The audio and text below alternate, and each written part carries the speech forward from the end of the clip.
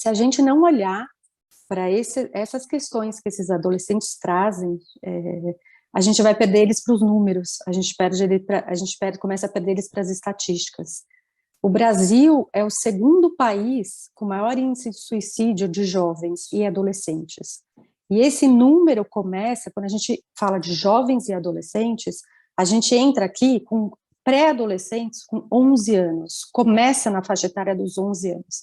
Então, a gente está falando de praticamente uma criança que tira a própria vida, porque N razões, mas a dor que ela sente é tão grande, e isso tem a ver também com as mutilações, por exemplo, que se machucar, se autocortar, se automutilar, de certa maneira, tira aquele adolescente da outra dor que ele sente aqui, que é muito maior. Essa daqui ele não consegue tirar sozinho.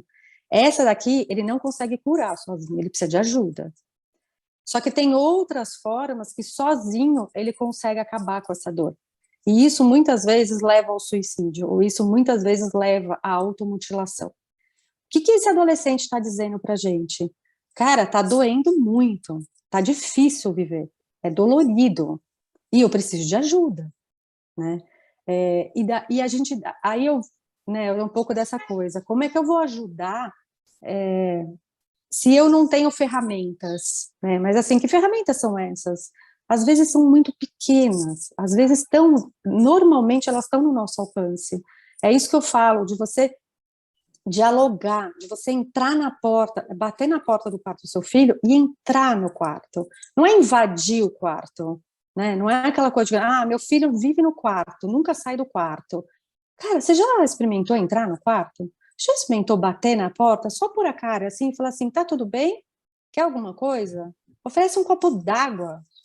Mesmo que ele fale não, mas entra, passa todo dia no quarto do seu filho e entra. Põe a cara, pergunta se tá tudo bem. Falta isso, falta essa relação. A gente perdeu um cotidiano, a gente perdeu a possibilidade de relações cotidianas que a gente tinha. Hoje em dia a gente não tem mais a possibilidade de sentar à mesa todo dia em família, as pessoas que compõem aquela casa, tá? Antes, né? Então a gente fala, na minha época, eu almoçava todo dia com a minha mãe, por exemplo. Na minha época, a minha avó todo dia ia na minha casa e almoçava comigo. Essa época não existe mais, né? Primeiro a gente precisa entender que esta época da qual a gente fala, da qual a gente parte como referência, adultos e educadores, não existe mais. Existe essa aqui hoje, essa é a realidade. Então a gente tem que lidar com ela, né? A realidade hoje os adolescentes e muitas vezes crianças passam muito tempo em casa sozinhos, às vezes acompanhado por avós, às vezes acompanhados por funcionários da casa e às vezes sozinhos. Às vezes você tem um adolescente que cuida do irmão mais novo. Isso é muito comum. Ou seja, existe uma solidão já que acompanha esse adolescente durante o dia dele. Aonde ele está menos solitário? Na escola, né? Então, assim, na escola ele consegue ter a companhia de um grupo muito maior de pessoas. Isso não significa que ele vai se dar bem com todo mundo, mas ele tem a possibilidade de troca, ele tem uma possibilidade maior de escuta, ele tem a possibilidade maior de diálogo, ele tem a possibilidade maior de interação, né? Então, assim, a gente sabe que a escola é um lugar de segurança e é um lugar de relações sociais muito importante para o adolescente, né?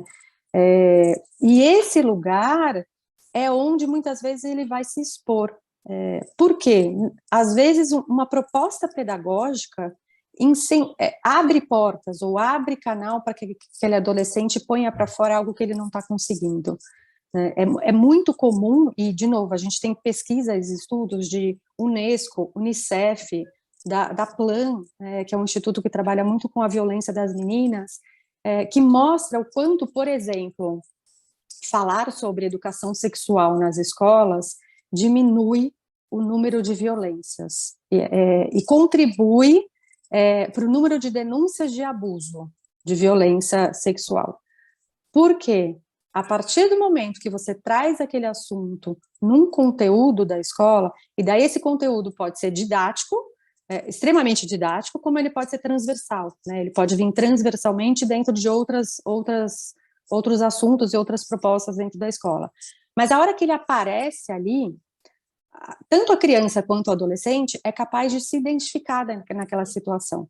E quando ele se identifica naquela situação, ele consegue entender o que está acontecendo com ele. E a partir do momento que eu tenho compreensão daquilo que está acontecendo comigo, eu sou capaz de verbalizar, eu sou capaz de colocar isso para fora e verbalizar de novo. Não necessariamente tem que sair em palavras, pode sair num texto, pode sair numa agressão, pode sair numa agressão, pode sair num bullying, pode sair numa violência, numa automutilação, pode sair de várias formas mais agressivas, formas mais contidas, formas mais suaves, mas ele consegue expor, ele consegue colocar para fora. E isso com todos esses assuntos, com sexualidade, com relação de gênero, com drogas e bebidas, com as questões das doenças mentais, né? Então, depressão, ansiedade, até você chegar num suicídio de fato, né? Mas assim, a escola tem esse ambiente, ela de certa forma ela propicia esse ambiente. Então, por isso que as coisas acabam caindo muito na escola, elas aparecem na escola, porque a gente propicia as relações desse adolescente. E daí, de novo, a gente precisa olhar para isso. Não é um fato isolado. Quando você tem um suicídio, por exemplo, de um adolescente dentro de uma escola, não é um fato isolado. Não é um fato isolado no sentido assim, não estou querendo dizer que outros vão se suicidar dentro daquela escola, mas certeza absoluta que você tem um número considerável de adolescentes em sofrimento dentro daquela escola.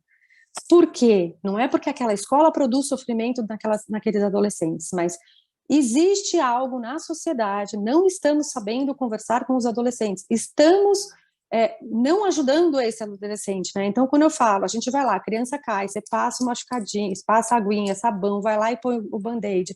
Cara, o adolescente se machuca de outra forma, não é fisicamente, o adolescente não cai, mas ele cai, só que ninguém chega lá e faz carinho, ninguém chega lá e quer cuidar disso daqui. Por isso, porque a gente não sabe cuidar, né? Então, assim, um pai, uma mãe, uma avó, dificilmente consegue sentar com um adolescente e conversar sobre relação sexual. Que seja a explicação básica de quais são os órgãos de uma mulher, quais são os órgãos de um homem, como é que acontece a relação sexual, como é que uma menina engravida, que seja o básico. Eles não conseguem conversar. Por quê? Porque falar sobre sexo é um tabu na vida dos adultos, né? As pessoas têm vergonha. Elas têm vergonha de falar sobre prazer, elas têm vergonha de explorar o próprio corpo, elas têm vergonha. Elas não conseguem dizer muitas vezes para o parceiro delas como é que elas sentem prazer, ou, enfim.